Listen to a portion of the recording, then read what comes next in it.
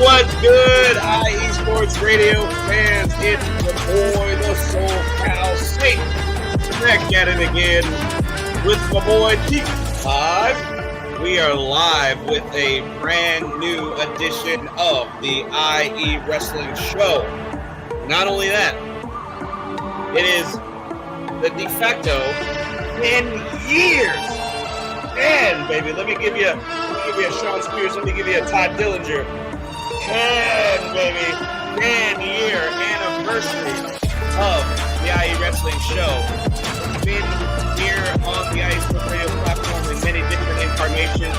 We kicked it off back around this time, Survivor Series 2014. Myself and my former co-host will be joining us here in just a short little while with a podcast we called The Gorilla Position at the time. We evolved into Ring Rambling Radio, and eventually we landed right here where we are now with the IE Wrestling Show. We are the second longest running show here on IE Sports Radio, and there is no end in sight. No end in sight. We're going to do the damn thing. We are the direct feed for all that is professional wrestling on the only network that is your direct feed for all that is sports, IE Sports Radio. What's good, y'all? The SoCal Saint. You can follow me at IE Wrestling Show on X, TikTok, and of course, don't forget, I recently joined Blue Sky. So please follow me on Blue Sky as well. I'm getting a little bit of traction there. It's doing really well. Hopefully we get some Blue Sky users watching us right now. I shared the link on the official page. Hopefully you guys are tuning in right now. Shout out to anybody and everybody who's watching us live. And please follow my boy, my co-host here, my tag team partner, the Devon Dudley to my Bubba Ray. That's right. He is my brother from another mother. T5, Travis Smith. What's good, brother? Please follow him. People, where can they find you, brother? Man, well, for those of y'all still on the X, you can find me at Who Is T Fizzle on my personal page where I'm talking anime, sports, everything under the sun. Or you can find me under Crescent City _IE, where I talk all things Louisiana sports, even outside sports. I'm a sports junkie, so I'll talk regular sports with you too. But then we on the butterfly, whatever sound the butterfly makes. The Blue Sky. We're on the Blue Sky now, man. We part of the mass exodus over there, man. You can find me at UT5 at Blue Sky, yada yada yada. Bam. And I'm on there talking the graps, baby. We talking everything over there, man. We talking the graps. That's right. Hey guys, please. Man, I it's so crazy. I can't believe it's been 10 years already that I've been doing this podcast off and on. I know it hasn't been a full, consistently for 10 years. It's been off and on for the last 10 years. But I got to give a shout out to the head honcho of IE Sports Radio, Larry B. He's one. I've talked about this before. He's one of my very best friends. We met in high school. We went to high school together back in P-Town, Paris, California. Shout out to all the parasites out there. Anybody that's listening from the old town Paris, California. And, we just got to talking one day because I think I randomly ran into his podcast. Man, I know Larry's going to kick my ass if I get this wrong. I can't remember. I honestly can't remember, though, if it was 3 and Out or if it was Defining Moment. I think it was Defining Moment. I think that was the very first show he did. I hit him up and just like it was, kind of just shooting the shit with him and telling him, like, oh, man, like that's cool. And I always thought about wanted to do a wrestling podcast, and then he kind of was just like, well, why don't you, like he invited me on, and then he had a friend that he said like, oh, I think she'd be great as your co-host, and that's where me and Felicia, who will be joining us here shortly, hooked up and created the Gorilla Position, what our former show was, and I will always remember this because it was so crazy how things kind of fell into place. Our very first episode, we recapped the 2014 Survivor Series event, and it was at that very event that Sting, the icon Sting, who just recently retired earlier this year from professional wrestling. He had his great send-off back in March at AEW Revolution. He debuted for the WWE for the very first time in his career. So, I mean, you can't get a better first episode than that. We got to discuss an awesome Survivor Series main event, 5-on-5 match between the Authority and Team WWE, and then Sting, followed by the man they call Sting, debuting live in the arena, which was so crazy. And it was we were on and running after that. You know what I mean? I don't know if anybody's been sticking around since then. If you have, like shout out to Yukio. He's one of our most tenured fans of iSports Radio, and he's been listening since day one pretty much. So shout out to Yukio. I hope you're listening, man. Arigato, man. I really appreciate it very much. So I hope I said that correctly. If I did, thanks. If I butchered it, let me know, man. Yukio the truth, man. He always reposting the videos on the X up there on social media. Man, always. Shout out to Yukio, man. You the truth. Always, man, for sure. Hey, shout out to the host of the Yinzer Report, our boy Ralph Khalees. He's in the chat room. Oh, happy 10th anniversary. Hell yeah, thank you, sir. Awesome accomplishment. And he shouts out wishing me and you, T5, a happy Thanksgiving. Happy Thanksgiving to you, Ralph. Thank you, man. I hope you guys have a wonderful – and T5, you too, man. I hope you and your family have a wonderful Thanksgiving. Everybody here at IE Sports Radio, I wish all the family members of IE a wonderful, happy, and safe and fun Thanksgiving this coming Thursday, which is tomorrow. Likewise. Hey, speak of the devil, Larry B, the head honcho, is in the room. Happy 10-year anniversary. Thank you, sir. Thank you. And, of course, we got to give Ralph a yeet. Come on, brother. Let's do it for him. Yeet. That's right. Oh, and check it out. I gotta do this. I gotta check it out, see what I'm wearing. Boom. Just got it in the mail. The OG Bloodline. You know who I'm going for at Survivor Series, baby. Gotta throw the ones up, baby. Gotta throw the ones up. That's right. OG Bloodline in the house. OG Bloodline. I can't wait. We're gonna talk about Survivor Series. Woo! We cooking. We're gonna be cooking. We are gonna be cooking. Hell yeah. That's right, Ralph. The OG. That's right. Oh man. Woo! I am so excited, y'all. But before we get into everything, guys, let's give a shout out to our official sponsors here at IE Sports Radio. You know, they keep the lights on for us. They keep us doing what we're doing, having fun here on the podcast, and doing what we do for y'all. Thank y'all, man. We got 36 people right now in the chat room. This is so awesome. Thank y'all are watching us live. It's getting up. Wow, 41 now. It just shot up like that. That's awesome. Thank y'all. Thank y'all for tuning in. I know this was a different start time for us, so I appreciate y'all seeing the little videos I made announcing this show. Thought I'd try to get a jump on that early. That was tight, man. It was tight. Thank you. Yeah, because you had me dancing in blue sky, bro. I was in blue sky, bro. Oh yeah, because no other podcast they not like us, bro. They not the ones. They not not like us. So please give a thanks this year. You know, since we're in the Thanksgiving mood, give a thanks and praise and shout out to our official sponsors. Starting off with Planet Jerky, premium brisket beef jerky, the jerky that's on a whole other planet. Ooh yeah, that's right. Oh guys, okay, real quick before we continue. She has entered the building. The queen is in the building, y'all. Please join me in welcoming back to the podcast my former co-host, who I miss being on the platform with me because she, man, I don't know, we were just like this whenever we got started. It was like that. It was so easy, and I refer to her every time I talk about her on this podcast because. I think rightfully so. She is the first lady of IE Sports Radio. Please welcome back to the podcast, Miss Felicia Ruiz. What's up, Felicia? Hello, everyone. Glad to be back. Sorry, I'm a little frazzled. I just got off work, but I'm ready. I'm done with that. Anyway, yeah. You're fine. You good. Glad to be back. I know it's been a long time for those of you that have never seen me or heard from me. Yes. The gentlemen of IE Sports Radio love to refer to me as the first lady of IE Sports Radio. I was one of the pretty much the first female co-host of our podcast and any other podcasts as well. So I was there from the beginning, 2014, when everybody was, starting off their shows, and we were doing our thing here, me and Martine and I, with the wrestling, and it was very unique at the time. About 10 years ago, nobody was really, well, there was some podcasts out there, but for a guy and a girl to be chatting it up, I believe it was pretty unique at the time.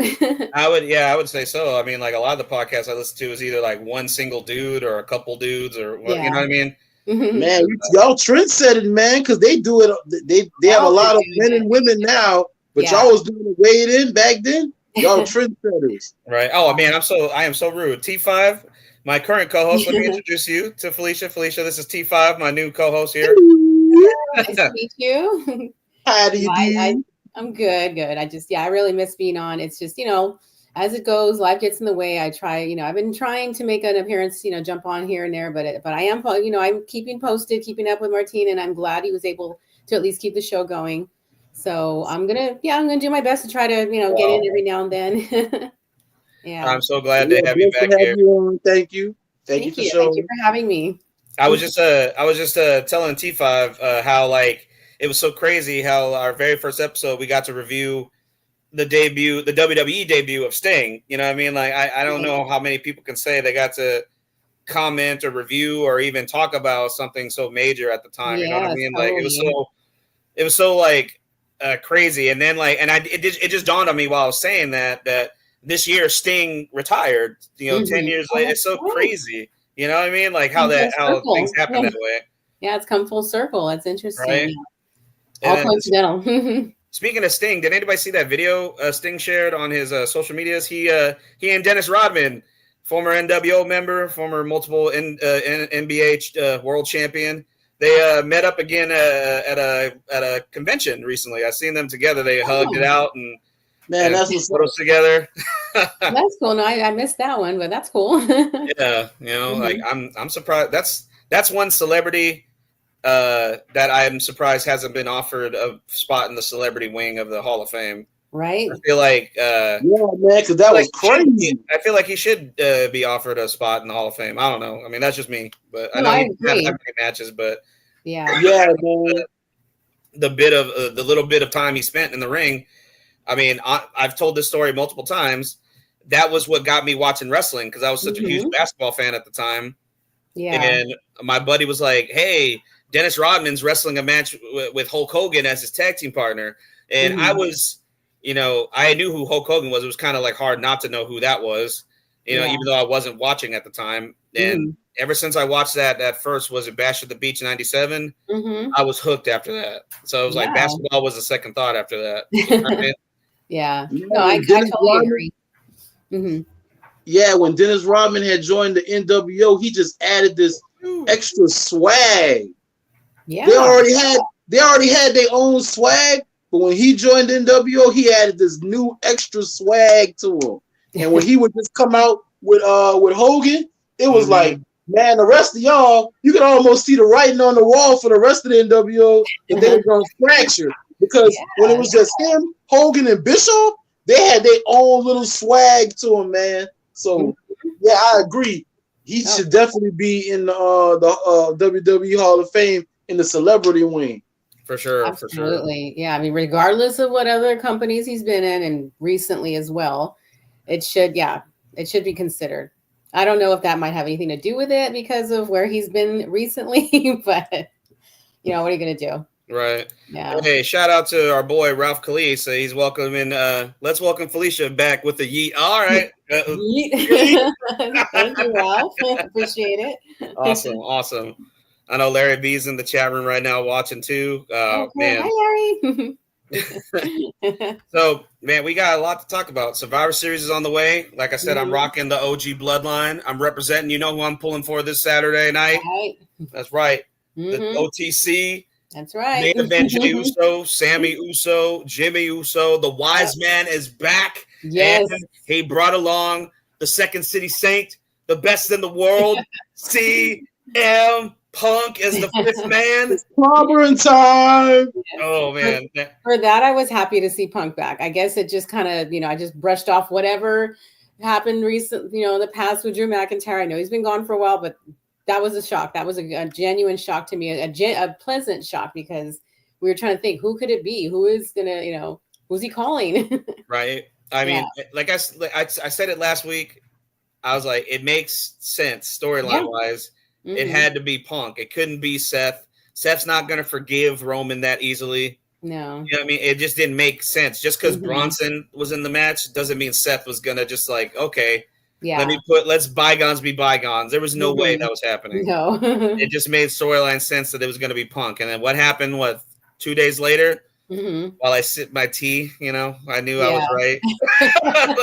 I was like, yeah, okay. Yeah. Right, I called that right. Come on, T5. You got to give me my props, bro. I believe somebody else firmly agreed with you. That's right. Yeah. Okay. We'll give each other flowers. Okay. Okay. Man. But yeah, man, that Paul Heyman pop though. Oh, man. I love how they set that up. It was just nice, good, and quiet.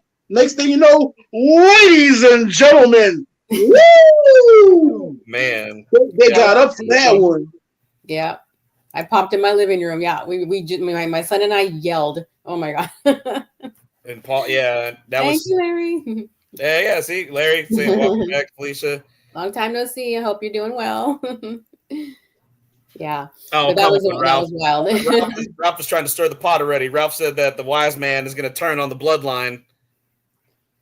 That's the second time I heard somebody say that. Hey,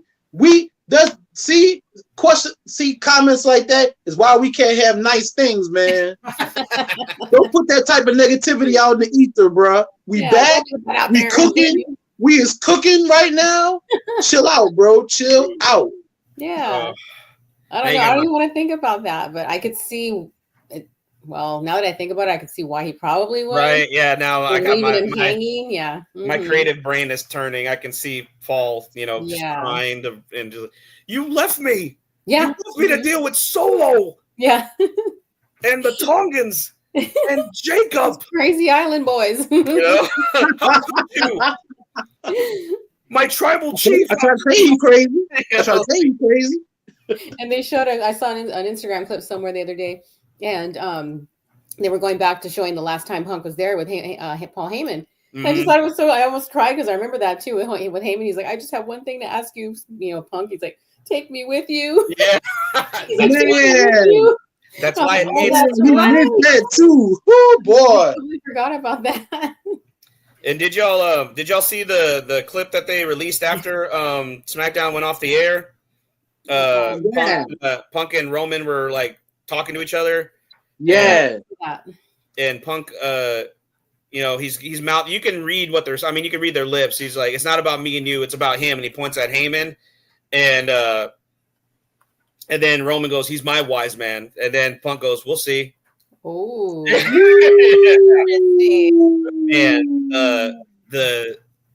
the future is bright, because can you imagine when the OTC and Punk are across the ring from each other? Eventually, it's going to happen. Mm-hmm. We're going to get that match at some point. Mm-hmm. And that's going to be big, big money right there. Yeah, that could easily be a WrestleMania match right there for sure. Yeah, they want 100% go to. Oh my God! You're going 100% babyface Seth Rollins. They're going 100% try to babyface Seth Rollins. See, I told you about Punk. I told you can't trust him. See. Yeah. But yeah, either way, everything. This could lead to something big. Because I am going to WrestleMania in Las Vegas. My room's booked. I booked a package, and are you going to both nights? What's that? Are you going to both nights? Yes. Nice. Yeah, I went through the what's it called? The priority pass. On location. Okay. Yeah. Very nice. Very nice. That's a good name for it too. What's that?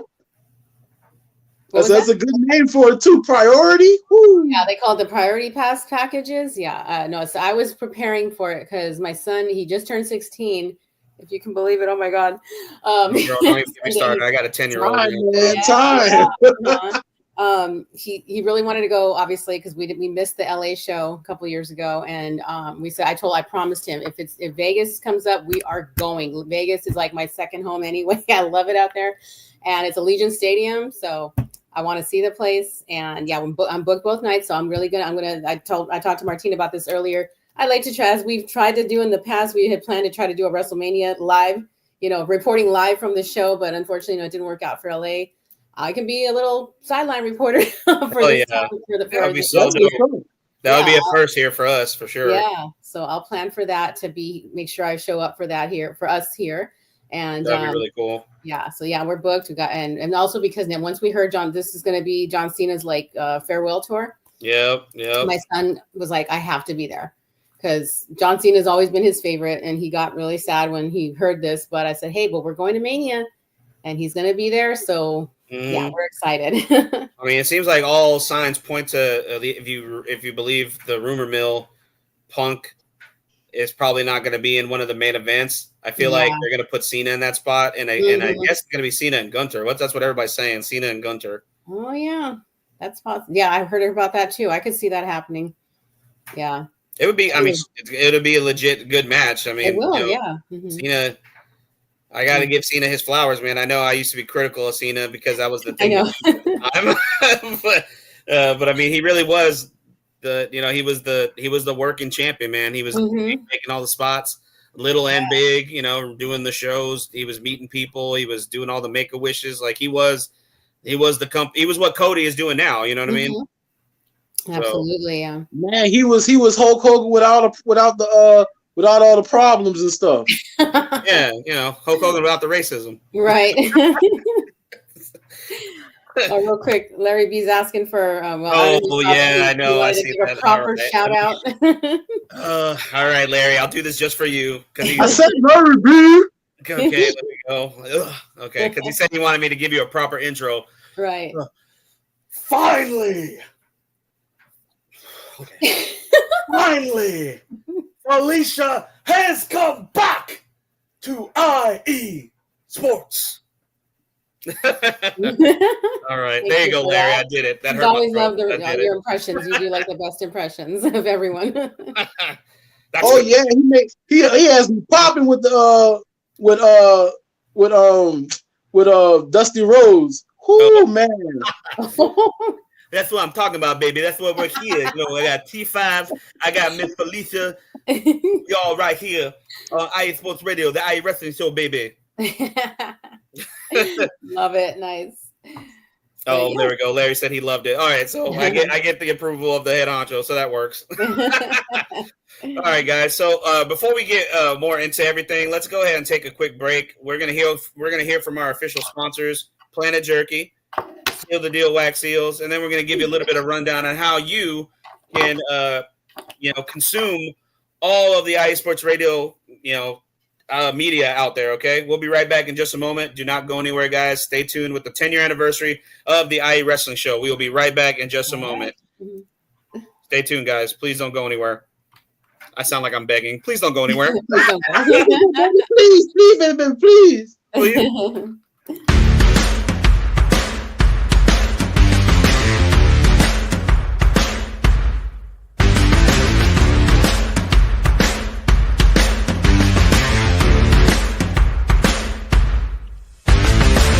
IE Sports Radio fans, this show is brought to you by Planet Jerky Premium Brisket Beef Jerky.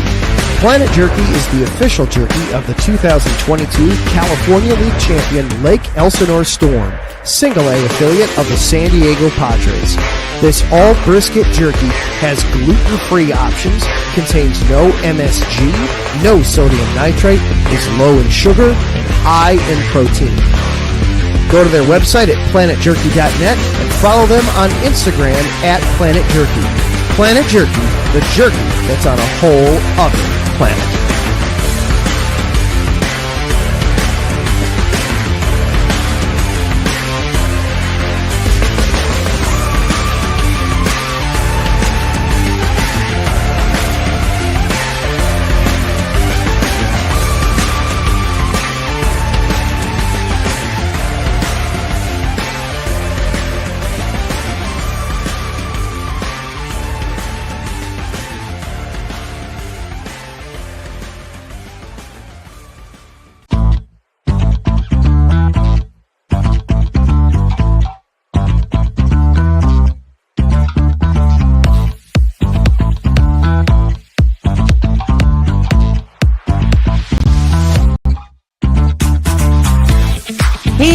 IE Sports Radio fans, be sure to check out our sponsor, Seal the Deal Wax Seals by Cecilia B. You just finished your very own wedding or baby shower invitations and you're looking for that extra special touch? Maybe you just wrote a letter to a relative or a friend and you want to add to their smile when they receive it. Then seal the deal with Cecilia's handmade sealing wax stamps for your invitations, letters, and gifts. You bring the deal, we'll bring the seal. You can find them on Instagram at sealthedeal_wax stamps and on Facebook, Seal the Deal Wax Seals.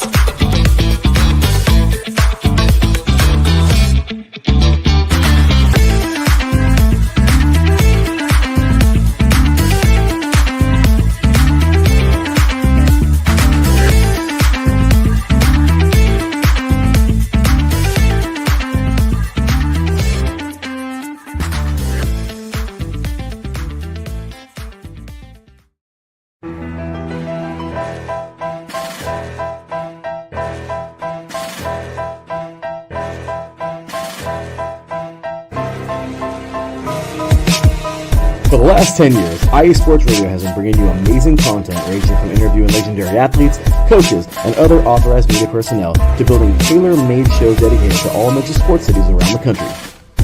Make sure to follow us at IE Sports Radio on X, Instagram, Facebook, TikTok, and YouTube to keep up with the latest in sports and with all of our shows. Also, make sure to check out our daily updated website at iesportsradio.com.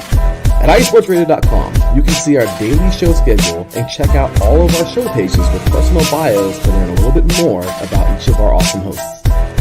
In addition to our show pages, you can catch the IE Sports Radio blog, Hall of Fame, Fans of the Month page, and our merchandise shop including t-shirts, tank tops, caps, long sleeves, hoodies, and more. For now over a decade here at IE Sports Radio, we've continued to be by the fans, for the fans, and we thank you all for your support and for making IE Sports Radio your direct feed for all that is sports.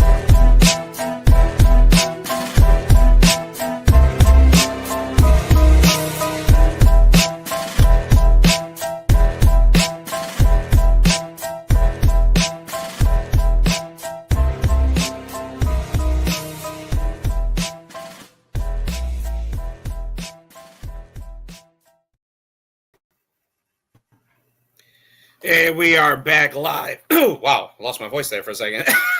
We are back live with the IE Wrestling Show. It's your boy, the SoCal Saint, back with Miss Felicia, the First Lady of IE Sports Radio. T5's back. T5 had looked like he had stepped out for a second, but now he's back. What's up, T5? I was on the blue sky with the promotions and the stuff. Oh, nice. Awesome. Thank you. Hey, shout out to Taryn Rodriguez. He is in the chat room, another member of the IE Sports Radio crew. He is the host of the SoCal Supreme Sports Show. Wow, that was a mouthful. And Sunpoint. So shout out to him. Thank you, sir. Good afternoon, Martine. Have an awesome show. 10 years. Yeah, thank you. Thank you very much. I appreciate that. Very awesome. We're getting a lot of love today, which is nice. I'm sound like Cody. So what do you guys want to talk about? I know we don't have much time, I guess, like to go over like wrestling news, but did we talk about this last week, T5, about Smiley Kylie Ray getting the WWE ID? Oh no, it happened like after. It happened like that weekend, I believe. Yeah, that's right. So yeah, did you see that, Felicia? Smiley Kylie got a contract for the WWE ID program. Oh no, I didn't see that. Yeah, so that was really cool to see, especially after whatever happened with AEW, and I know she was going through some things, and she was with TNA. She had a nice run with TNA. Yeah, exactly. Yeah. She was going through some personal problems. She stepped away. I think she got married, had a baby, and everything. Right. And then she decided to get back into wrestling. And here we are, here she is. So man, shout out to her. I hope everything goes well for her and everything, because she was hella talented, man. Yeah, good for her. Is hella talented. Yeah. I could definitely see her on the main roster. It's always difficult for a woman, especially when they decide to step out for a little bit and become a mother. They have that right, and if they're healthy enough, they have that right to come back too. So good for her. Yeah. Awesome. Yeah, they're definitely good for her. Yeah. Larry's showing some love again. Loving this show. It's nice to finally be able to tune in on my week off. That's all. Nice. When your week off, brother. Very nice. And Taryn had some nice things to say. He said from the gorilla lock, it was gorilla position, but who's to semantics? Yeah. Yeah, it's funny to think about that. We always struggled with the name because we had to just, make sure nobody else out there had something similar, or we don't want to get in trouble and copyright or whatever have you. Exactly. Yeah. Mm-hmm. It wasn't until after we had changed the name from Gorilla Position to Ring Rambling Radio I found out there was a Gorilla Position podcast in England. Yeah. Yeah, we thought we were all set, and they were like, "Oh man, there's one out there." I think we would have been safe because theirs was just Gorilla Position. Ours had the so that That's true. Yeah. Like nice. It's that little ting, that itty bitty ting. It's not the same. Yeah. Ting ting ting ting ting. And I gotta give a yeet to Taryn. Yeet. And welcome back. And shout out to Felicia. Thank you, Taryn. Welcome back, Felicia. And good afternoon, T5 from Taryn. Oh man. And I just came across right before we went live. I just saw on all social media accounts for TNA Wrestling, the Hardys, the current TNA Tag Team Champions, are no longer free agents. They are now under contract to TNA Wrestling. Nice. Yes, they are under a deal. They have signed it on the dotted line. The ink is still fresh. All right. That's what's up. Yeah, so the Hardys officially under contract to TNA Wrestling. I know a lot of people thought they were going to go back to WWE, and this might be controversial. I was of the opinion that no, not after that run in AEW. I was like, please don't. Like Jeff was not moving like he used to, and I just don't think they could perform at that same level again. But I think they're in a good spot where they're at in TNA. You know what I mean? Helping out the young talent there. So. I mean, we'll eventually see them back. Come on. Like, they're going to go in the Hall of Fame eventually. Jeff already made it clear he doesn't want to go in the Hall of Fame solo. He has to go with his brother, which is absolutely. You know what I mean? Like, why wouldn't he? You know what I mean? Absolutely. So we'll eventually see those guys on the Hall of Fame stage. I think they're in a nice place because out of all the places, TNA handles the whole broken universe the best. Yes. Even without Jeremy Borash, that TNA handles the broken universe the best. Like the Ultimate Deletion and all those other matches and stuff. The whole Hardy, the Lake of Reincarnation. Man, those what you will. Those matches were hella entertaining. The kids, they got the kids involved. Right. Senior Benjamin, who I didn't know was his legit father-in-law. I just thought he was a dude working on. I just thought random Mexican dude working at the house. I loved it. I know it wasn't during their TNA run, but I really enjoyed the Ultimate Deletion that was in WWE between him and Bray Wyatt. Yes. And my favorite scene of that was it's such a throwaway scene, but to me it was the one that had me laughing the most was when Matt is in the shed, I guess, their big shed, and he's like, "What should I use? Chair of wheels?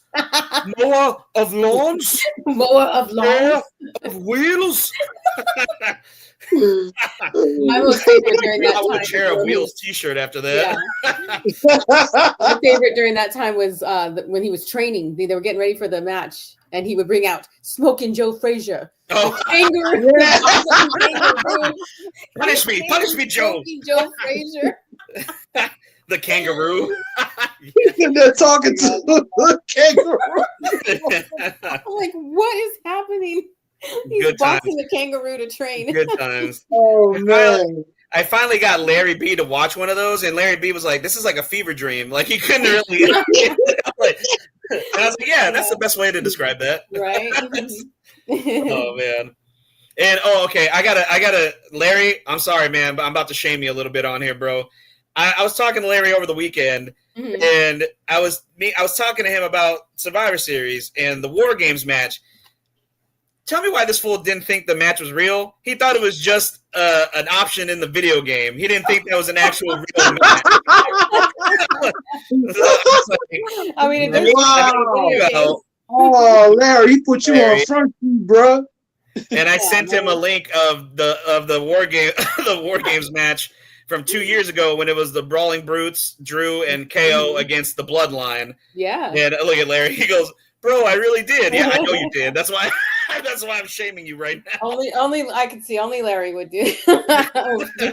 It's all good, man. You know, I gotta give you a little. I gotta tease you a little bit, bro. Yeah, I was at Survivor Series. Under the bus, 100% under the bus. I believe I might have been at one of the first War Games, if I recall correctly. I went to Survivor Series 2018, and they had the War Games there. Or actually, no, I'm sorry, I take that back. That was NXT. That's right. Yeah, NXT was the one that brought it back NXT first. War Games 2018. I guess it just obviously did so great that they're pushed. You know, they're gonna pushed it into the pay-per-view. But I did go to SummerSlam right after too, so that was another big year. I think it was the last big year I went to a pay-per-view or PLE or whatever you want to call them now. Yeah, no, I hate saying that. I always say pay-per-view still. Yeah. Me too. Yeah, because we're the old school fans. Like we're gonna call it old school terms, you know. Yeah. Are you gonna watch the PLE? Are you gonna watch the PLE this week? I watched the pay-per-view. Yeah, I still say pay-per-view. I just ordered the pay-per-view. Larry said, "That's too crazy of a match to be real, but now that I know it is, I freaking love it." Yeah, and it's crazy. And then just to hear them be like, when they just shouted out, like when Adam Pearce started it, War Games, like, and even Rhea when she headbutted Liv Morgan last week. Oh my God, yes, I loved that. Yes, yes. I mean, and there's people online that are like crying about like, I want the traditional 5-on-5 match back, and I was like, really? Are you sure? Yeah. I'm not saying they were bad. Yeah. There's plenty of them. But man, War Games, if you give me a choice, War Games or the old school 5-on-5, come on, man. Come on, Cletus. Come on, Cletus. Exactly. I just think it makes it all the more exciting, especially like, as I mentioned, in 2018, when you had NXT the night before that did War Games. And then we went to Survivor Series the next night. It was Survivor Series that year was fun, but when my son and I were discussing it, we felt like NXT killed it the night before much more than WWE did that year, mostly because of the War Games. 100%. Yeah. Black and Gold killed the main roster. Back in my days, NXT used to put on takeovers. They used to rival we didn't say PLEs, we said pay-per-views. And those NXT show takeovers, they used to blow the main roster out of the water. Ooh. That was when it was still real to me, damn it. Yes. It's still real to me, damn it. What's the over-under Io Sky's coming off the top of that thing with the garbage can on again? What's the over-under? That was the best. Oh, my God. Yeah. I am excited. The women's match should be interesting because there's a lot of girls that are in there that haven't been in a War Games match yet. Mm-hmm. So we're getting a lot of first timers in that match. Yeah, and they always cook. That's the thing about it. Story wise, be damned. Mm-hmm. The women always cook. Right. That's right. You think that's gonna be the match that starts the night? Like that'd be the opening match, the women's War Games? Like we should get a War Games at the beginning and then a War Games match at the end, right? Yeah, I could see that happening. Yeah. I can see that. Yeah.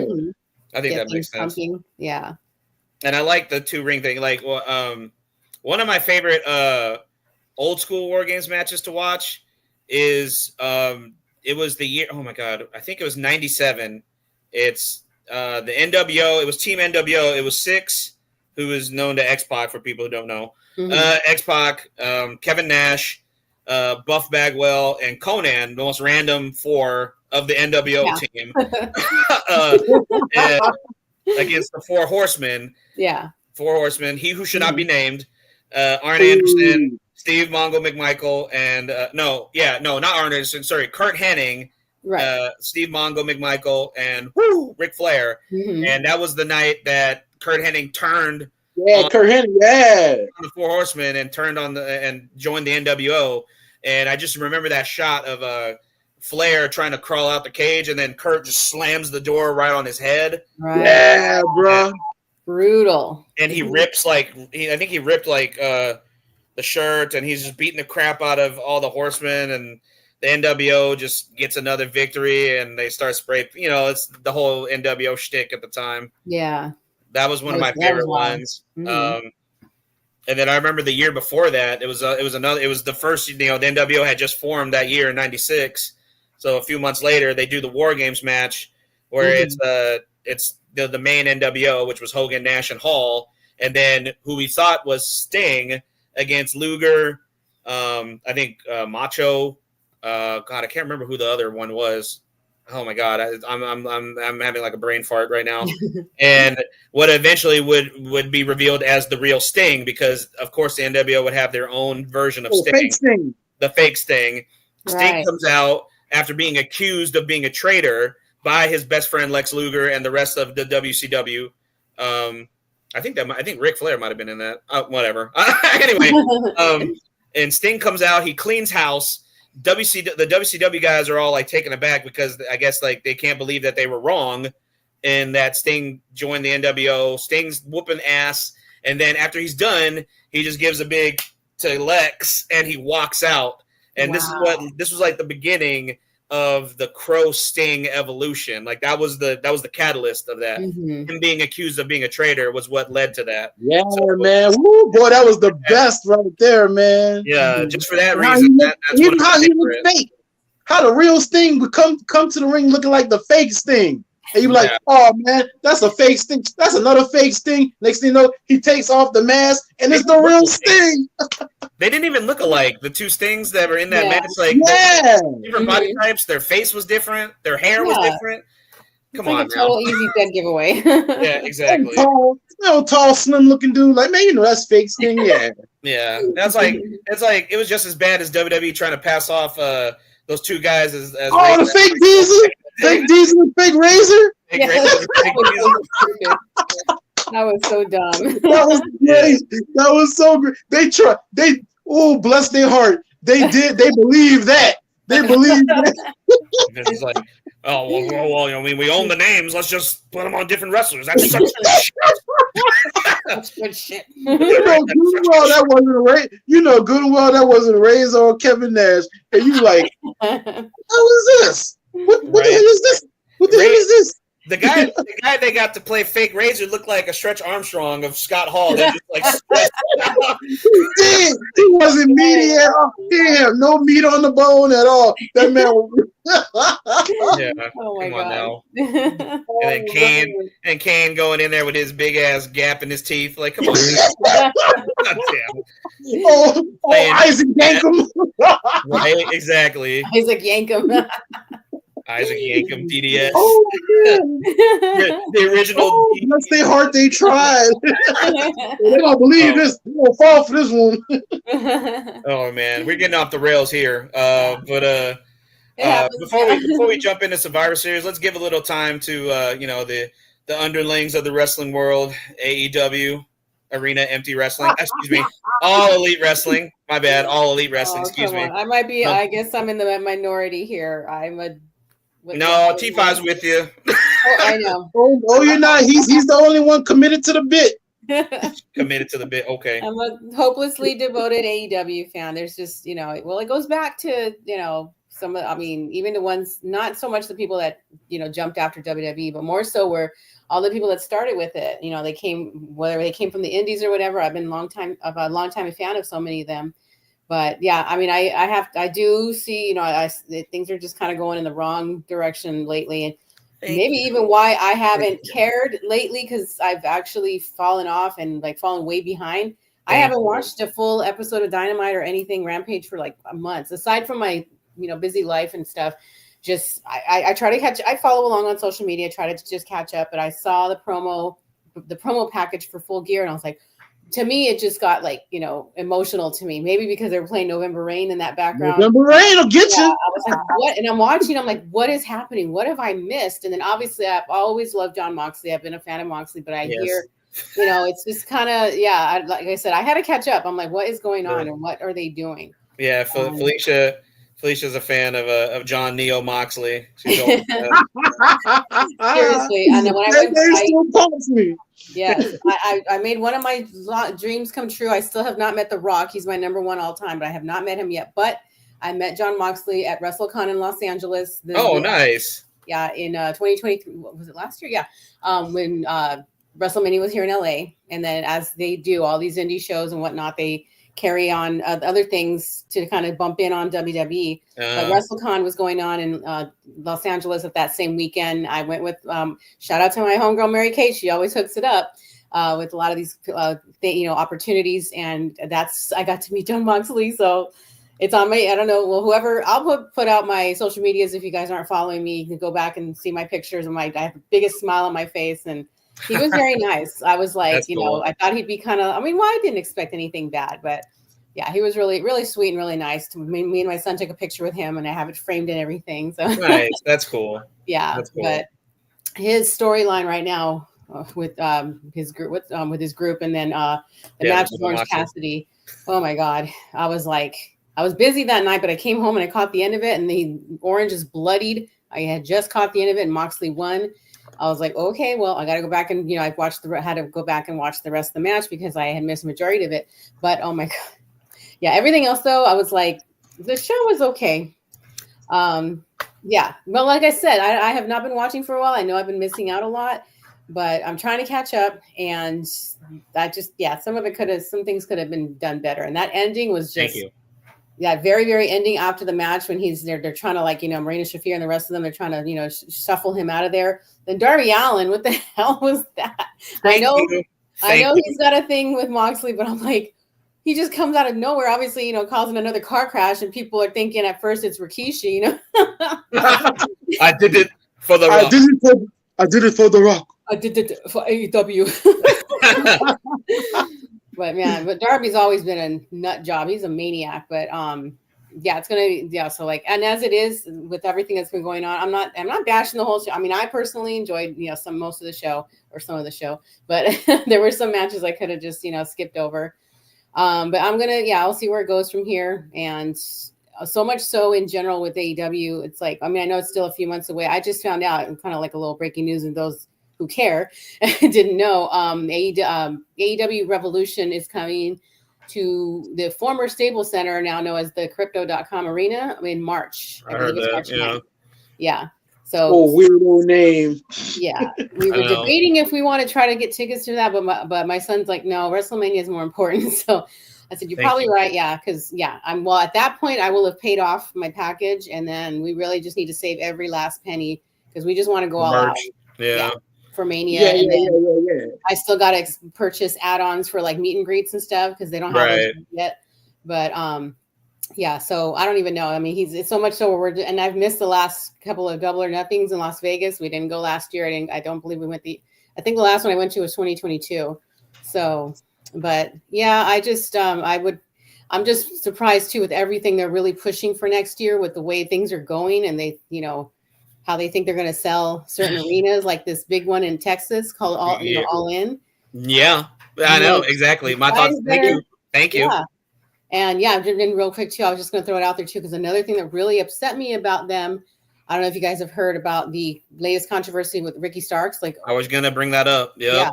Mm-hmm. He's just been, he's been pulled from the all further moving forward GCW Game Changer Wrestling shows. Yeah. And I did see he showed up to that one that mall. I forgot that, I'm forgetting the name of it, but he was just at the most recent one. And I think I don't know if that upset AEW, and they're all of a sudden they're pulling him. It's like, it wasn't so much him showing up for GCW. They cleared that. It was the comments made by the wrestler Effie. The wrestler for GCW. Right. He made some comments about how AEW kind of snaked the Hammerstein Ballroom from them, because GCW was supposed to take the Hammerstein Ballroom about a couple of days before Ring of Honor and AEW were supposed to take the Hammerstein Ballroom, and they were upset about that. So he went on social media and he kind of blasted AEW over that, which justifiably so. Yeah. But they didn't like that, so he's just kind of blocked Ricky Starks from wrestling for GCW, but he's cool with him wrestling for everybody else. Yeah, I'm seeing that now in this article here. Yeah, we'll see. I think it, and then I heard he extended his contract just like he extended Ray Phoenix's. Mm-hmm. So now he's locked in, held hostage, just like Ray Phoenix is. Mm-hmm. I know Penta's contract's coming up apparently like in the next couple weeks. That's why he hasn't even been on TV in months either. You know what I mean? Just, I don't know. Yeah. I don't know. But like, I remember Mm-hmm. Felicia, me and you were still doing the show on a semi-regular basis around the birth of this. Mm-hmm. And we were so excited because of how bad WWE was at the time. I was like, our only saving grace at the time was NXT. And then so we got really excited, whenever this was announced, and Larry remembers this, that we were championing this. We were so excited. We were talking about this like episode after episode, like AEW's coming, guys, this and that. Like we were so big on it. I was very big on it. And it just within the last like year and a half, maybe 2 years now, I have fallen off. I am so critical of the product. Trust me, T5 knows. And I just like I don't know. I'm just like the bloom is off the rose. Yeah. Is the best way I could put it. The bloom is off the rose. I want to. I guess if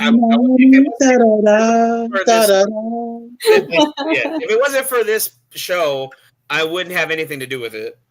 Yeah, because I don't now. I mean, it just I don't know what's going on. I feel like it's been a combination of things. Cody leaving was a big one. That definitely was a big get for WWE and a big axe for them. And then it seemed like things were getting back on track. Like Punk was doing his thing, and he was getting eyes on the product. He was literally their biggest ratings draw, their biggest merch seller. And then Tony didn't want to be a boss. He's playing best friend with the Bucks. With the dumb Bucks. Those. I'm sorry, I've lost it for them too. I used to love the Bucks, but they're just I can't stand them anymore. Yeah, me neither. If you've seen one Young Bucks match, you've seen them all. They're literally the same. Yeah. Pretty much. No creativity whatsoever. They're I don't know. I just don't. Yeah, they couldn't be grown ups.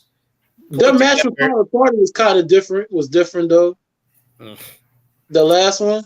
Oh, you probably didn't watch it. Never mind. Nope. I think I missed that one too. Yeah, exactly. That's what I'm saying. Like they couldn't do business. They couldn't just talk things out and get back on track. And they probably could have had one of, if not one of the most talked about feuds in wrestling, because it was the worst kept secret in wrestling, the brawl out between Punk and the Elite. Yeah. It was the worst kept secret. Everybody knew about it. You know what I mean? And then this whole Jack Perry bullshit happened with that idiot, you know. So Tony Khan chose the Young Bucks and, talentless, blandless, vanilla Jack Perry over your biggest merch seller, your biggest ratings draw, one of the biggest modern day wrestlers in the industry today, CM Punk. He picked those three idiots over CM Punk. You're just like, I don't want, whatever. My dad I have a trust fund with my daddy. I don't need to make money for my wrestling company. So Punk, you're fired. Oh, there it goes. And there it is. There it is, ladies and gentlemen. He mad. Time out. So are you upset that Triple H married into the family and now that he's the COO, or is that cool?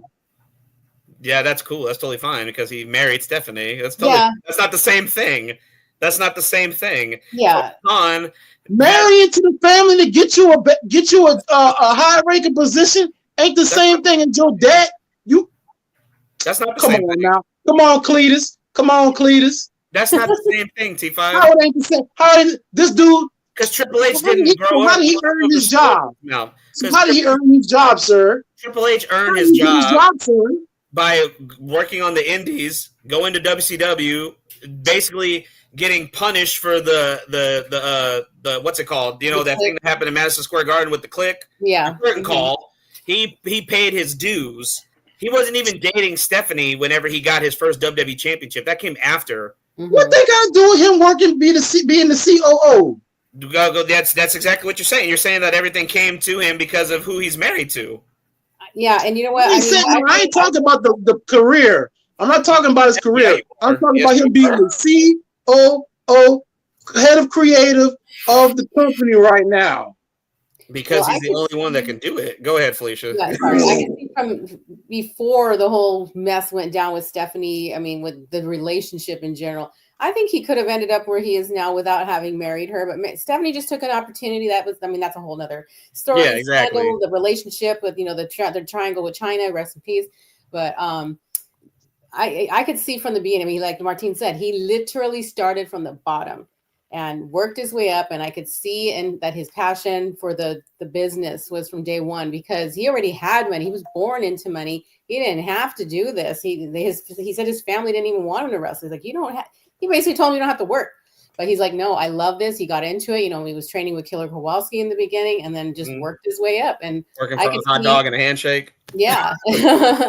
But no, I could see this is what he wanted. He felt this was going to be his destiny. He's going to be, and he's always from the day one, and he got in there. Yeah, like you said, like Martin said, he earned it. He worked his way up. And I mean, Stephanie was just kind of like he said, and just a cherry on the top, I guess you could say. But yeah, that's what I think. It really doesn't compare with Tony Khan and his dad.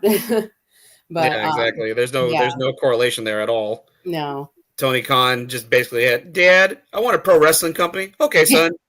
So you mad that this man got money? I'm not mad that he has money. I mean, take the opportunity as it comes, I guess. That's not the point. I'm just saying that you always give that man money though. Because it's true. If he didn't have money, his daddy bought him a wrestling sport. His daddy bought, wow. It's not he has money, but use it right. It's not his money, it's his daddy's money. Exactly. It's not like Tony Khan became a multi-billionaire himself. His dad made that money. So you telling me that man worked for free? Yeah. Oh yeah. I mean, I'm sure he does. He's getting really? That man do 3 different jobs for 3 different things. You telling me he worked for free? I'm pretty sure he doesn't have to work because he has a trust fund, T5. That's the point. He doesn't need to work. Exactly. The money. Yeah. Your biggest gripe is the man got money. That's not my biggest gripe. My biggest gripe is yes, it is, because you always bring it up. He's a true fun baby. His daddy bought him a promotion. I wish I could buy me a promotion. I do, but he's a fucking idiot with money. That's what it is. I'll bring up the money every time because that's what it is. Exactly. He just throws money at his problems. Yeah. You have access to that money. You should be able to use it right. And after 5 years running this company, you think you'd learn a thing or two on how to properly run this company. Otherwise, it doesn't seem to be learning. Nope. And it's sad because he's probably going to drive the company into the ground in the next few years. Exactly. Because he can't take criticism. I didn't want to say it from the beginning because, like Martin said, in the beginning they were on a run. They were doing so good. Their trajectory was high. The trajectory was, they could go nowhere but up. Mm-hmm. And then it just took a fucking nosedive, and it's been nosediving ever since. Mm-hmm. I just told, like, before we went on the air, they had to, me and T5 were talking, they had to, they're no longer doing that big stadium show in Australia. They had to go to a 10,000 seat arena or 13,000 seat arena. Oh, really? Because they weren't selling tickets. Oh. And a lot of those people are upset about them moving the show. And now those people want refunds for the tickets they already did sell. So, I missed that. Wow. Well, that's what I'm saying. Like, he can't take criticism. Anybody that works for that company. Wouldn't that be him taking criticism? Because the biggest criticism was him booking these large stadiums, these large arenas where people were saying he should be booking these smaller, intimate settings. So he goes and does that, and you're still mad. That's not criticism. That's him like, it's criticism. That's not. That was one of his biggest criticisms. That's a business decision because he knows he can't sell. So he had to. It was like they had to force his hand. So if Tony Khan had it his way, he would have probably never moved it because he wants the aesthetic. He wants the. So why did he stay there then? He wants the facade that they're the same level, if not better than WWE, and that's just not the case. So if he got all this money and he could do it, then why didn't he just do it then? Because he did. What are you talking about? He did. If Tony Khan, you just said they're downsizing. He downsized because they had to. They forced his hand. He had to. Who did? the stadium not selling tickets. What are you talking about? Well, if you wanted, just say if you wanted to, why didn't you just stay there then? Because he had to. You want him to run a huge stadium with only 10,000 people there. That's what you wanted. More bush league. That's what you wanted. That's going to make them look even more bush league than they are now. Well then, where's the criticism then? Yeah, exactly. Oh, but come on, Cletus, come on. Which one is it? That's not a criticism, T5. There's been the criticism that he's been booking these big places. When he should be balling, he should be booking the smaller, intimate settings. Yeah, but he has to book the smaller settings because they're not selling the tickets because the product is shit. It all comes back to him because he's the booker and he's not taking criticism on the product. Any criticism of the product, he's just like, oh, it's just an attack on us. It's an attack on me. He doesn't accept it for what it is. People are telling him, people are saying these things because they want the product to be better. Trust me, I would love the product to be better. I would love the fact that we have all these wrestling companies that are doing so well, and then you got this one who was doing well and is now doing god awful, and they're trying to build back up, but he keeps making the same mistakes over and over and over again. He needs to change. Something has to change. He needs to take a step back. He doesn't need to be the one writing the shows, booking the shows, because he books erratically. A lot of it doesn't make any sense. You know what I'm saying? He needs to take the criticism and actually work on it instead of just always being like, to be an AEW is to be constantly attacked. To be me is to be constantly attacked. Like, dude, that's not the point. We're not trying to attack you. We're trying to get you to understand that the product is not doing well. We want it to be better. That is what the criticism is. The fact that he can't see that is fucking mind-boggling at this point, because he's just like, he's got blinders on. You know what I mean? He's got like permanent blinders on, because in his mind, there's nothing wrong. He's like that little, like I said before, he's like that little dog sitting in the kitchen and everything's on fire. This is fine. That's exactly what Tony Khan is. This is fine. I feel that too. Yeah, he needs to stop blowing it off, because when I watch, the pay-per-views that I have caught, I watch the media scrum afterwards, and they're asking him. They'll bring up things like that, and I just, with his little cup of coffee, I just feel like I just can't believe he just blows off little things like that. Exactly. And he doesn't, I feel for them too, because they have their moments, but then there's some really bad ones too, and that's what makes it hard for me, because I am a fan of a lot of wrestlers in that company. Same here. I would hate for them to obviously suffer for them too in that there, but thankfully, I mean, the only benefit with AEW is that these guys can go wrestle anywhere they want, but and just do well everywhere else. But yeah, it's unless they have a contract signed, right? But yeah, he really needs to take, like you said, take acknowledgement of it, and otherwise, yeah, you're going to start seeing more and more of them walk away. And because for certain ones that are getting upset over their contract, people that aren't being used and whatnot, and just it's lost opportunities for that, those kind of stars, and then also lost opportunities of people that are being kept off TV that haven't been on very long. He's making a lot of mistakes like that, and I don't, I feel for them, and then the arena issue, exactly. It's like, if you're not going to sell them, he has to downsize. Like, I'm actually surprised that they booked Full Gear for the. I'm sorry, I still call it Staples Center.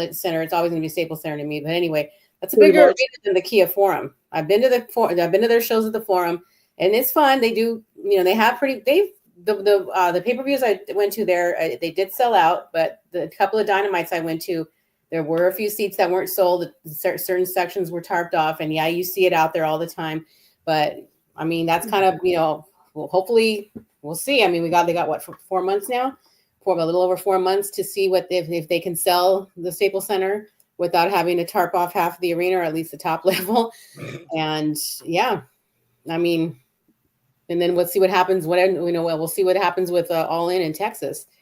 So. Holy shit! I've been to Rangers games there. Yeah, and it's very wide. It's very open. Yeah. It's very So yeah, you know what I mean. I don't know. Like I said, I'll take it as it comes, and I'll wait and see what happens. But That's pretty much how I've been this whole time. Yeah, My numbers exactly. been Like bad. it's not looking Yeah. too promising, you know. Yeah, It's really not, and that's unfortunate because I want it to succeed. Everybody in the wrestling business wants it to succeed because it existing is good for everyone involved. It's good for us fans. It's good for the wrestlers involved because it gives them a Exactly. place to apply their trade and make a decent living. You know what I mean? Mhm.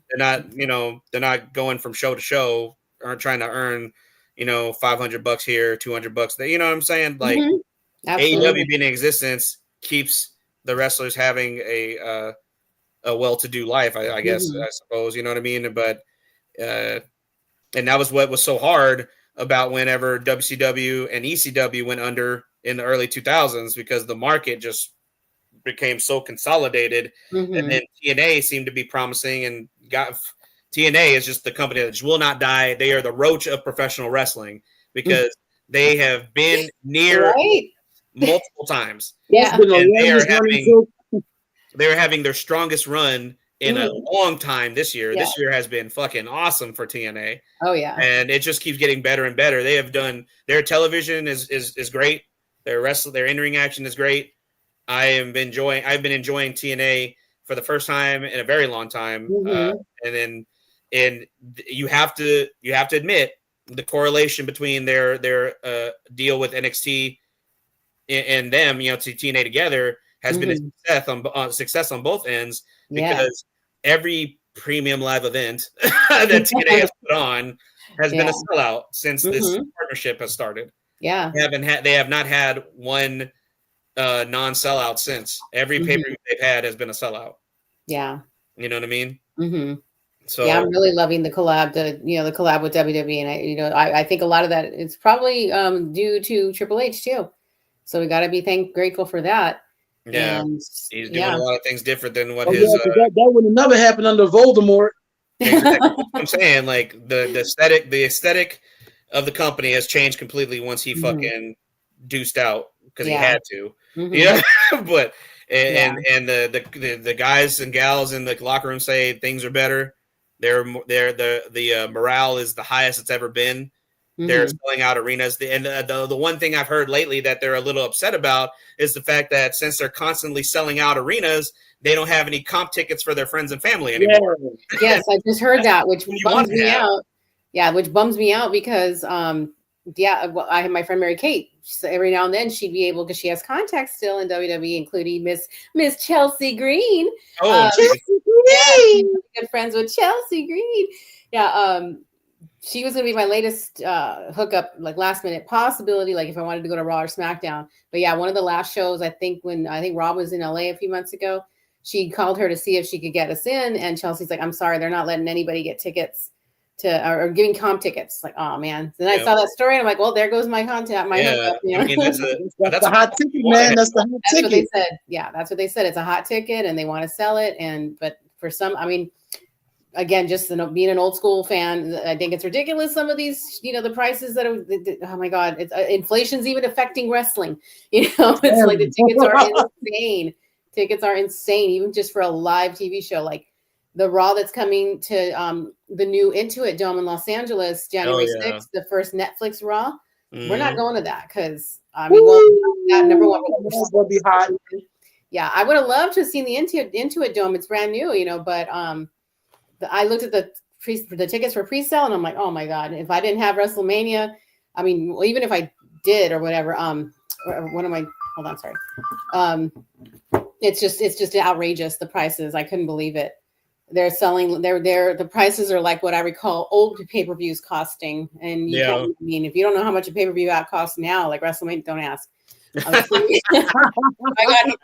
I had to break up my package in 3 payments. Let me just put it that way. And I believe you. I believe it. But then they're gonna have like the big old merch, like the whole section that's nothing but merch.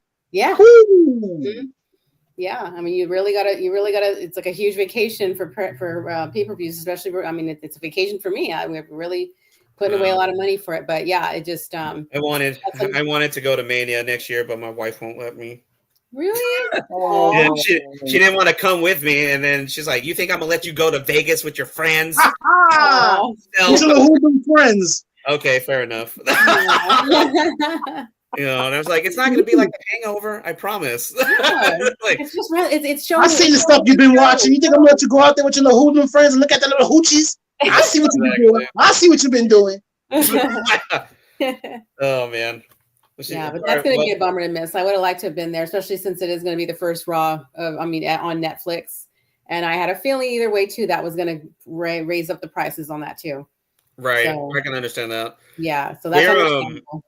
Me and my dad are trying to get tickets to one of the Netflix Raws because they're actually coming back out here to Dallas at the American Airlines Arena like a couple weeks after that first show. Yeah. So I'm hoping, fingers crossed, that I can possibly get a ticket there. If not, I'm thinking about going to the night before in Garland, Texas, which is just outside of Dallas. TNA is putting on their Turning Point pay-per-view. Oh, no, cool. Not Turning Point. Genesis. Sorry, Genesis. Oh, yeah. Yeah, sorry. Turning Point is this Friday. My bad. Yeah, it's coming up. Yeah. Oh, that's right. Yeah. Yeah. So we got a little bit of time left, guys, because I have to get my son at 4 from school. So I want to. I was just going to say, Larry, in the chat, he says, "Poor Jaguars going back to Tony Khan." Oh, I know. I saw that. Yeah, I saw Larry. The wrestling company's dropping, and then the Jaguars have never been good. So it's like I don't know how these people just keep going. It's like yes, but it's But anyway, yeah, that's funny, Larry. And then I loved how I guess he was giving us a Jerry chant when me and T5 were getting a little heated there. Oh, yeah. Where's Steve Wilkos? Shout out to Steve Wilkos. Right. Yeah, Steve Wilkos. Glad you're enjoying the show, Larry. Thank you. Well, we're going to take just one quick little break. We'll hear from one of our affiliates here at iSports Radio. When we come back, let's jump right into Survivor Series. Let's talk about who we think are the winners, who we think will be the losers, and what we think is going to happen post-show. We'll be right back in just a moment, guys. Stay tuned. Do not go anywhere with the IE Wrestling Show. We'll be right back in just a moment.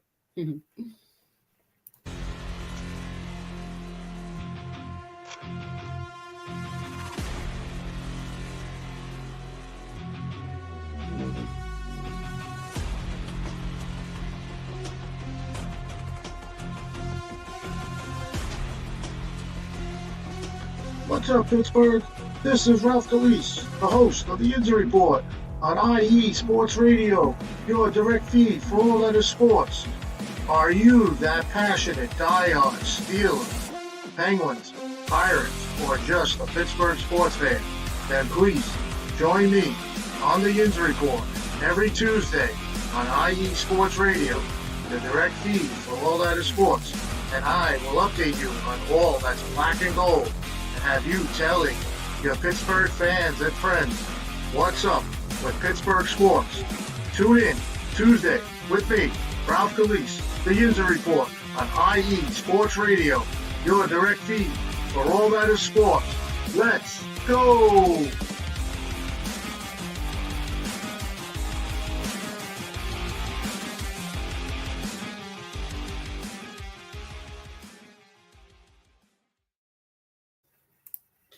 Welcome back, y'all, to IE Sports Radio, IE Wrestling Show. It's your boy, the SoCal Saint, with Felicia, the First Lady of IE Sports Radio, back again. Looks like he stepped out for a second.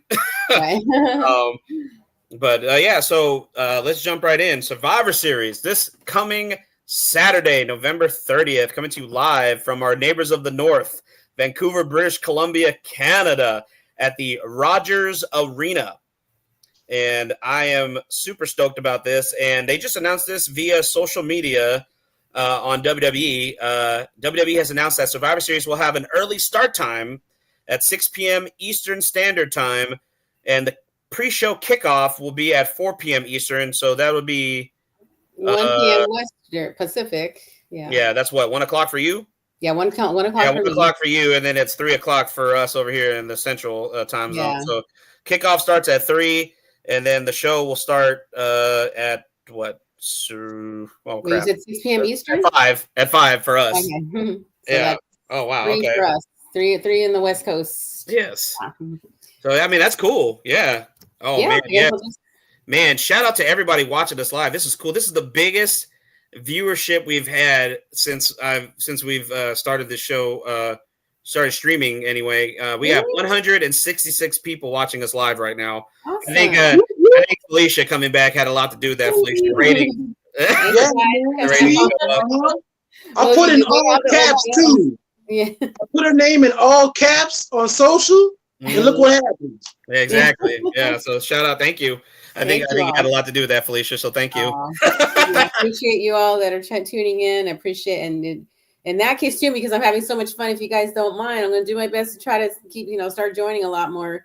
I would totally love that. Yes, by all means, please. Yeah, pending my work schedule, because it's normally on Wednesdays. Yeah, usually I do have Wednesdays off, but it's a little busy right now. I work in retail, so obviously with the holidays, it's getting crazy. But yeah, I totally understand that. We'll keep posted, and I'll definitely plan to, start making more appearances. Right.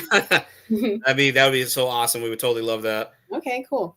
So the card for Survivor Series is definitely one of the smaller ones of this year, but I feel like we're going to get some long matches, which is, I actually like the fact that they do a lot of smaller cards because they give the wrestlers a lot of time to just do their thing. You know what I mean? Right, two of my favorite matches this year have definitely been the Gunter Randy Orton matches.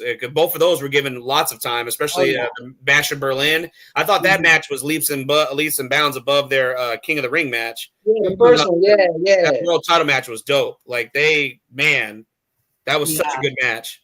Yeah, well, definitely one of the best of the year. Mm-hmm. Larry, he's a comeback, Felicia. I know. I'm gonna do my best. I'm gonna work on it. Yeah, thank you. Appreciate that. So we got these matches on the card for Survivor Series. Mm-hmm. Just announced over the weekend after two matches were announced. One match was announced after SmackDown, and then another match was announced during Monday Night Raw. The first, which was announced after SmackDown, was the WWE United States Championship.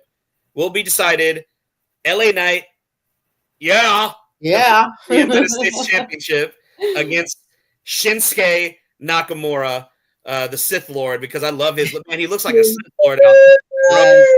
He looks amazing. Oh man, I love this. I'm so glad Shinsuke is back on television. Me too. I was getting a little worried there because I heard through the grapevine that Shinsuke was on a short list of a bus flip, to get released, and I was like, oh no, nah, never that.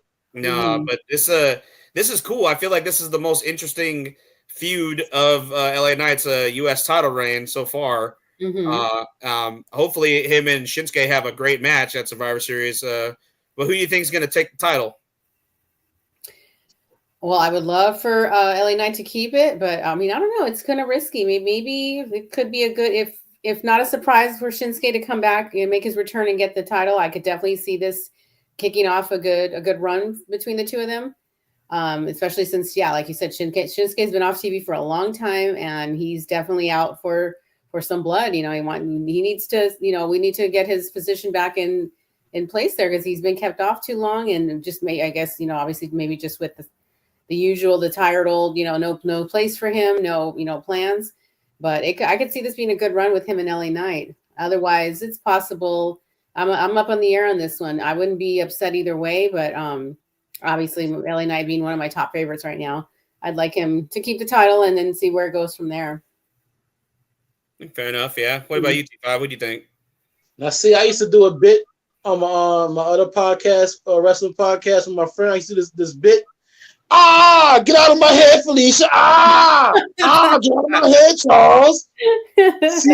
See, that's why. That's why I like you. I get a sixth sense of people. That's why I like you. I like her jib. I like the cut of her jib there. I'm a huge Shinsuke fan. Mm-hmm. I used to call him Swagski back in New Japan. I'm a huge Shinsuke Nakamura fan. I'm glad to see him back on the TV, looking like Dark Sith Lord, Dark Sith Swagski. Yeah. All he needs is a black or purple lightsaber, and we cooking straight up. I love LA Knight. I loved him in TNA. I love him what he's doing now, but I think his run is kind of took a little dip. It's took a dip a little bit.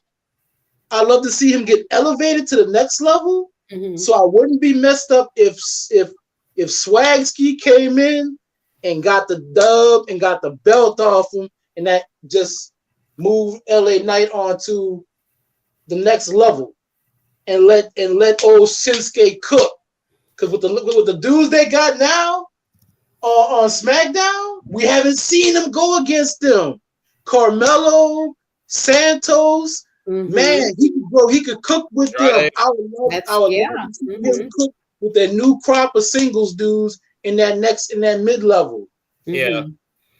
I think I gotta agree with the both of y'all. I mean, I'm a big fan of LA Knight. Love what he's been doing. I loved it when he defeated Paul for the title at SummerSlam. I will say I will agree that his title reign has been, a little so-so. Yeah. Him, Andrade, and Carmelo had a great match at Crown Jewel. Probably one of the better matches on the card, especially with that finish, the way it went down. I love the way that happened. I feel like a win for Shinsuke, it definitely is like what is needed for this new run of his. And I feel like it would also benefit LA Knight if he's chasing the title rather than having the title. You know what I mean? Yeah, that's true. I think I'm gonna have to pull for Shinsuke on this one too. Yeah, and I won't be, like I said, I wouldn't be mad at that either. Yeah. Because again, love LA Knight. I've loved him since, I'd have to say, day one for me. He started out here on the West Coast in that's right, with Hollywood Wrestling, right? Yeah, and then Championship Wrestling from Hollywood. Yeah, there you go, Championship Wrestling from Hollywood. Yeah, that was the first time I saw him at those shows, and he used to be managed by Percy Pringle. Rest in peace. That's right.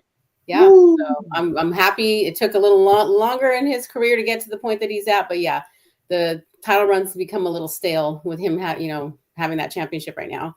So, but it'll be there for later on. He's definitely a player. Right. You need to bring back the dummy button. Yes. dummy. Yeah. Let me talk to you. Next match, I'm really excited for this one. I think this could be a show stealer, even though we got two big War Games matches on the card. This could definitely be a show stealer in terms of with it being the workhorse title. We got the Intercontinental Championship in a triple threat. Sheamus versus Ludwig Kaiser versus Braun Breaker. Braun Breaker. Right, let me do some Steiner math for you. Sheamus and Ludwig Kaiser got a 33% chance to beat Braun Breaker. That means they have 100%. Divide that. Oh my God. No, yeah. I'm excited. I think I like Braun. I dig Braun. I think he's a great talent. Yeah, he's still very young. And he hasn't really had a bad match at all since coming up to the main roster. He's had some fucking awesome matches. His match with Ela a few months back was mind blowing. I can't believe he put on that kind of match on Raw. You know what I mean? This was something I would normally see on NXT. Yep. Those boys kicked ass that night, and Braun has been kicking ass. And I think this, like I said, it could be a show stealer. I don't see Braun losing the title so soon after winning it back. So I'm picking Braun in this. I agree. I think Braun's going to keep it, but it's either way, no matter what. Yeah, like you said, it's definitely going to be. It's going to be, well, as I say, it's going to be a banger. It's going to be a major match. As Sheamus would say. That's right. Yeah. Hell yeah! Like I feel like Sheamus, since he came back, has been rejuvenated too.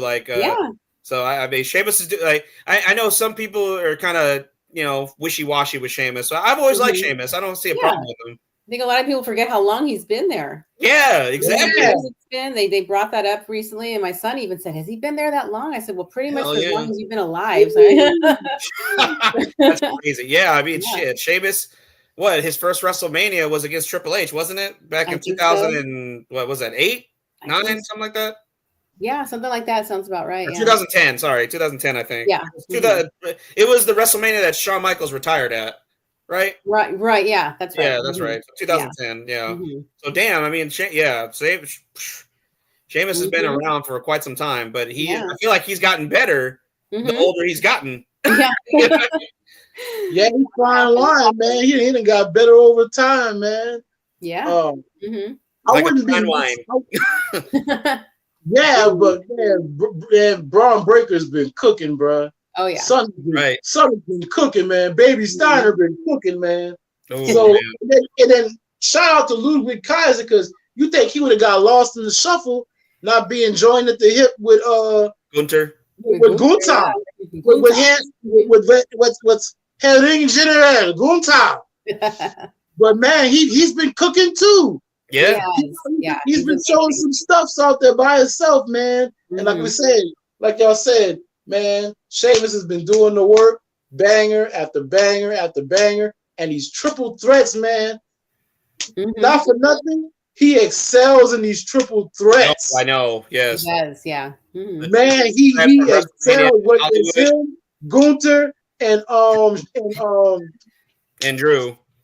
Drew, thank you. Yes. He excels in these triple threats. So, like you said, I think this one could be the show stealer, even though we have 2 War Games matches. This one right here. This one right here. That could steal the show, man. For sure. Whew, another possible show stealer, which I will say this. I think I was open and honest about this with their match at SummerSlam. I didn't think it was going to be as good as it was, and I was pleasantly surprised at how good these two guys had a match. And I'm looking forward to round 2. I'm hoping they can live up to that SummerSlam match and then some. World Heavyweight Championship. Damian Priest is now challenging the Ring General, Gunther, for the World Heavyweight Championship at Survivor Series. This one, I'm not sure. Again, of course, I would love for Damian to win. He's obviously my top guy right now. I love him. Damian Priest is my top favorite. As much as I'd love for him to get the title back, I'm not too sure. I think Gunther might keep it this time, or he'll just, and I don't know. I mean, they're definitely going to keep him in the run for it. Damian Priest in the run for it, but I'd be pleasantly surprised if Damian wins. But either way, it's definitely going to be a really good match, a good rematch. But I kind of think that just, Gunther's going to retain. I agree. I said, I don't think the match will be bad. I think they're going to have a great match, but I just don't see Gunther's reign ending anytime soon. Yeah. Gunther's going to retain the title, at least in my opinion. Yeah.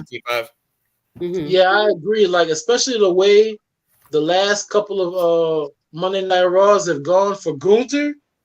He's been looking bad, man. He's been looking kind of shaky. So I don't think they would do Gunther to not only come out looking shaky, but then lose the title. Yeah. Like that. Nah, man, not the way they've been booking him, not the way they've been building him up to be that dude, to have him go out like that, to go out like a sucker. Nah, man. Nah, I think Gunther's gonna bounce back. He's gonna do something. I don't know what, which is the great part. I don't know what, but he's gonna do something. And I think they're gonna have like a hard hitting game. Man, I'm with you. Like their match before, their first match was gangster. So I'm interested to see how they top this one. But I think Gunther is gonna walk out, still world heavyweight champ and still world heavyweight champion, Ring General Gunther. For sure, he's on the run of his career for sure. Yeah. So I don't see it coming to an end anytime soon. I mean, they got to keep him strong for that boy John Cena.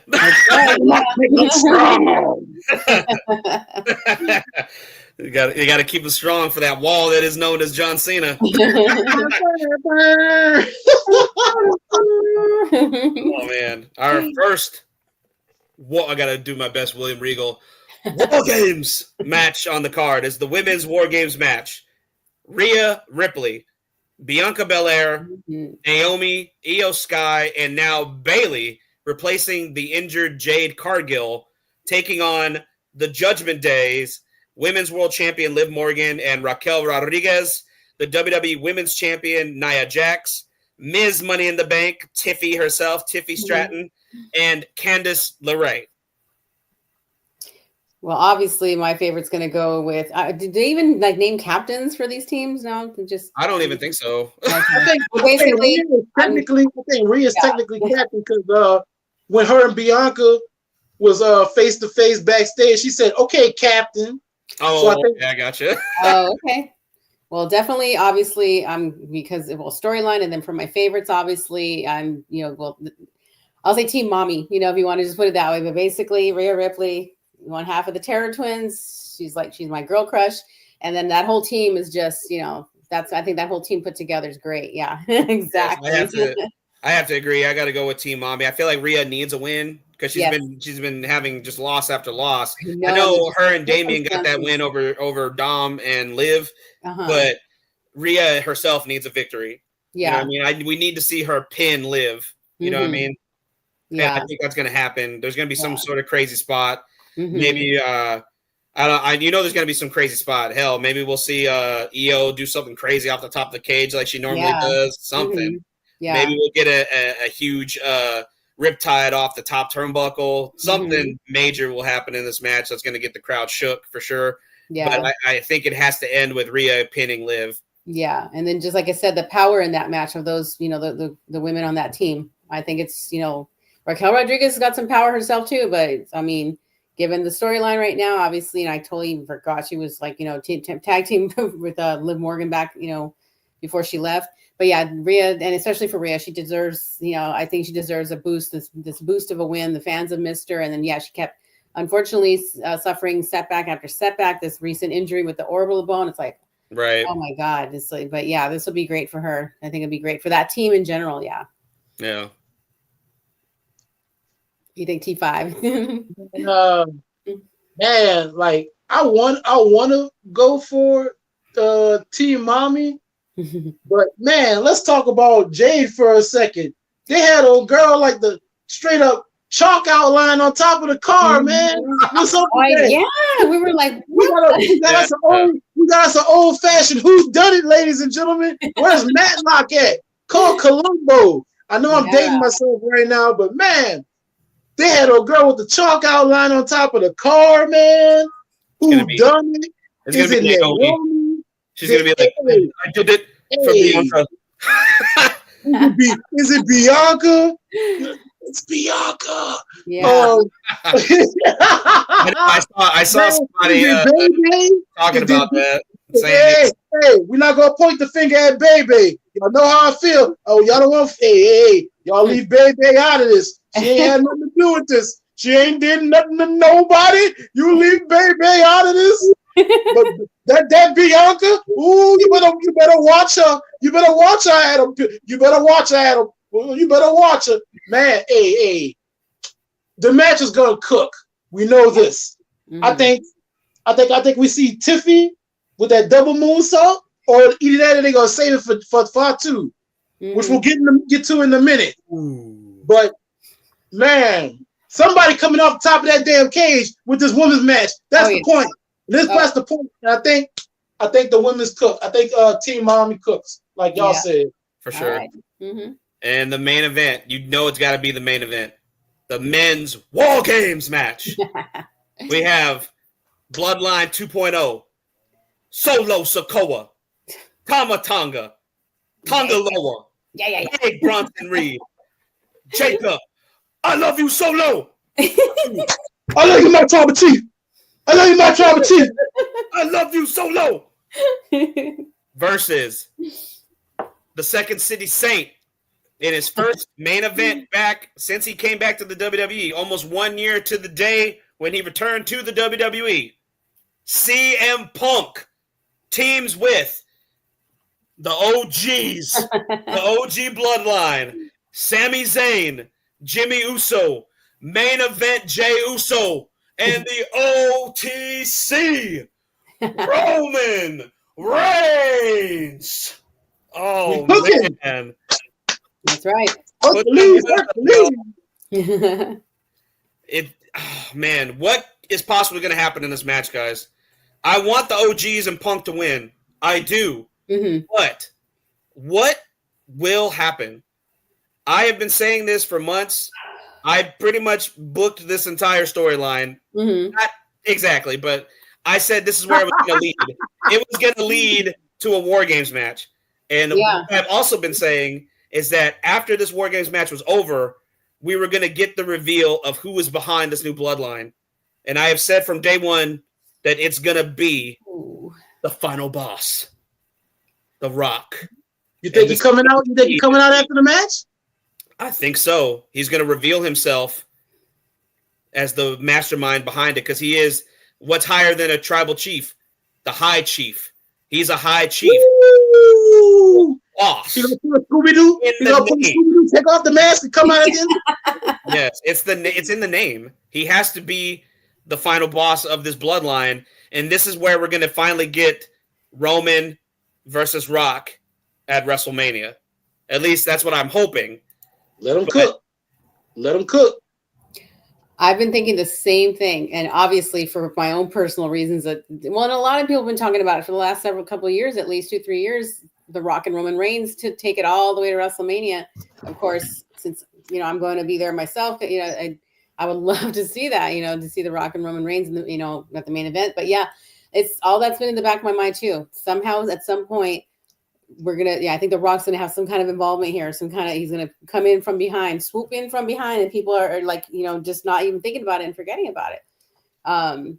But yeah, either way, obviously I would love for the OTC to take this match, but I don't know. It's anything could happen. I am like, I guess you could say split on this, but at the same time, obviously I want the OTC to win, but I don't know. It's risky. I can't. I'm with you, Felicia. Like I can't pick a winner or a loser. This is one of those matches you just have to just watch. Yeah, and just wait and see. You can't really miss this one. You can't really go either way. I mean, like you can't pick either way. You know what I mean? Yeah, like at least that's how I feel. I'm with you there. I don't know about you, T5. What do you think? Yeah, man, I know. This another. I'm with y'all. This is a tough one. I know. I want to see a Tsunami. Oh man, off the top of the cage. Woo! Yeah. Lord help anybody that's got to be on the table or under that mat. Coming down. Bless your heart. Mm-hmm. Ooh, boy. Or that double jump moonsault from Fatu. Ooh, man. Oh, man. I don't know, man. I know this match going to cook. I know we're going to have all the cinema and the emotions. Yes. And the feelings and stuff, the glass case of emotions. But man, I can't pick one. I can't. Mm-hmm. Yeah. Because like you said, you got the final boss looming around in the background. If he just pop off like at the end of the match, if you smell that the roof coming clean off. That roof gonna get blown off. Gather the women and children and go into the bottom shelter. Go into the bottom shelter because the roof coming clean off. Yep. Swear on justice. Yep. Man, this is a hard one to pick because you kind of want to build, especially with Heyman coming back. You kind of want to build the OTC and the bloodline up, but at the same time, like I said, you got the final boss looming. You kind of want to make the new bloodline, the faux bloodline, look kind of strong. Right. Yep. He's always people can't forget he's the final boss. The Rock's looming in the background. You just never know. But yeah, and then he just randomly pops out and goes and gives just a little, and then pieces out. Yeah. What's up with that? Yeah, I'm sorry, Hurricane, I got to steal your bit. What's up with that? What's up with that? Yeah, there's just too much history with this, with everybody involved in this, and of course, even in real life, this bloodline, the heritage, the family bloodline. Everybody's watching, all their families watching. I wouldn't be surprised if Rikishi pops out of nowhere. Speaking of family, they got 18 million more Fatus out there. Yep. I lost track of how many kids Rikishi has, but I think he's basically going to be supplying the WWE with the Samoan bloodline for the next 15 years at least. Mm-hmm. You better book my great grandson. You better book my great grandson. You better book my great nephew. Yeah, he's turning into the Wild Samoans with the Alpha. Yeah, right. Yeah, that was getting all. But yeah, I mean, this is a tough one, but either way, it is not to be missed, people. That's right, guys. It's going down this Saturday. Premium live event. If you subscribe to Peacock, if you don't, I don't know why. It's one of the cheaper apps that you can subscribe to. Peacock will be live streaming it. It's Survivor Series, War Games, coming to you from the Rogers Arena in Vancouver, British Columbia, Canada. Big night for WWE. We're getting real close to the road to WrestleMania, guys. We're almost there. This is the last stop of the big four before we start moving towards the road to WrestleMania in the coming months. So You definitely do not want to miss this match or this event, period. With that, guys, I hate to abruptly call an end to the show, but I have to run to go get my son. So with that, guys, I have to say thank you to all of our wrestling fans for tuning in, watching the show, all 186 of you watching us live right now. So awesome. Thank you. Yes, thank you. Thank you, my wrestling fans. Thank you, my wrestling fans. I just got to give a big shout out to you once again, Felicia. Thank you so much. Thank you so much for tuning in back in. Thank you. Being with us back here on the show. You were greatly missed. I'm so glad you were able to make it here to the show. And hopefully this will not be a one and done. And you'll be back with us in the near future, okay? Yes, I was so happy to be back. I had so much fun. It was great to meet you, T5. I look forward to seeing you guys again. You too, man. Pleasure. Yeah. I hope to see you all again soon. You guys take care and happy Thanksgiving, everyone. Yes, happy Thanksgiving to everybody. Take care, guys.